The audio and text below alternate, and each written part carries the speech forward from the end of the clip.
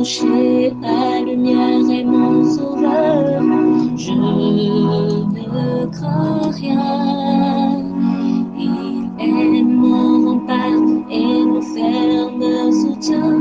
De qui pourrais-je avoir peur?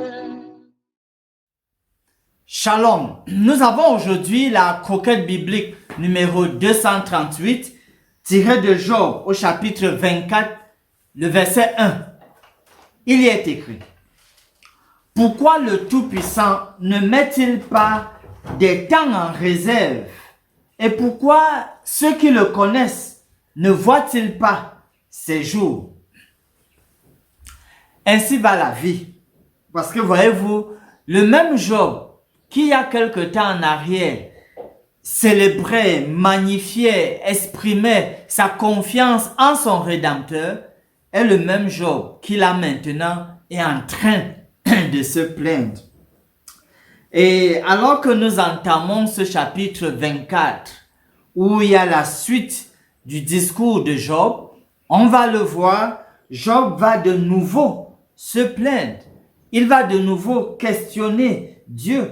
Pourtant, quelque temps avant, il a prononcé des paroles de réassurance, d'assurance en Dieu. Et de nouveau ici, les plaintes vont ressurgir. Cela nous amène donc à observer quelque chose avec les patients.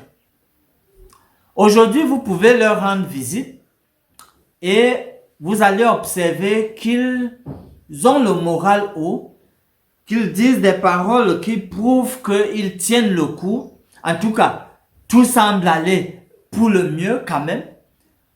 Mais vous revenez demain après demain et vous vous rendez compte que l'humeur a changé. Les patients, ils sont maintenant totalement comme abattus. Et peut-être 2-3 jours après, vous repartez et c'est de nouveau la forme.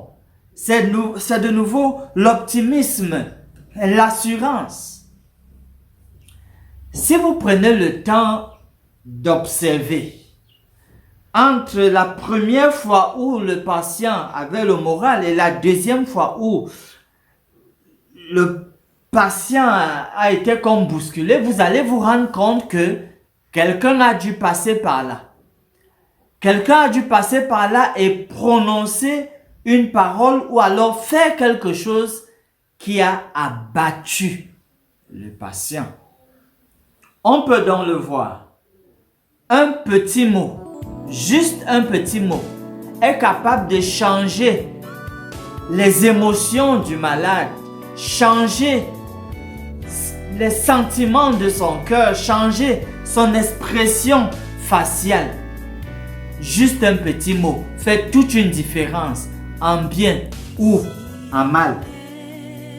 Ainsi, en guise de promesse, dans 1 Pierre au chapitre 5, le verset 7, il est écrit: et déchargez-vous sur lui de tous vos soucis, car lui-même prend soin de vous.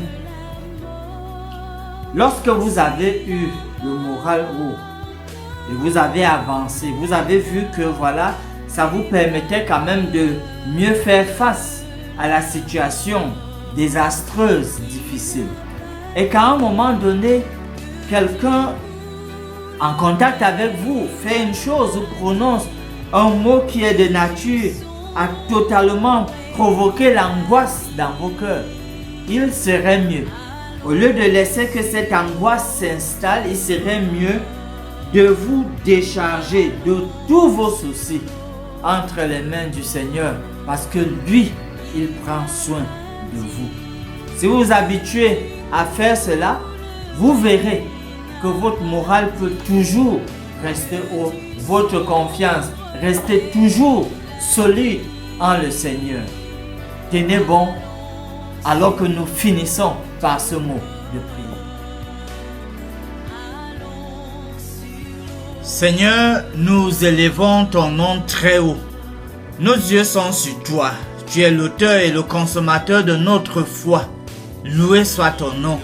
Nous te remercions pour ta grâce qui est encore disponible. Qu'importe combien loin nous sommes partis dans le péché de l'incrédulité, donne-nous la foi et le courage de savoir que tes mains sont ouvertes et prêtes à recevoir n'importe qui d'entre nous. Nous prions au nom de Jésus. Amen.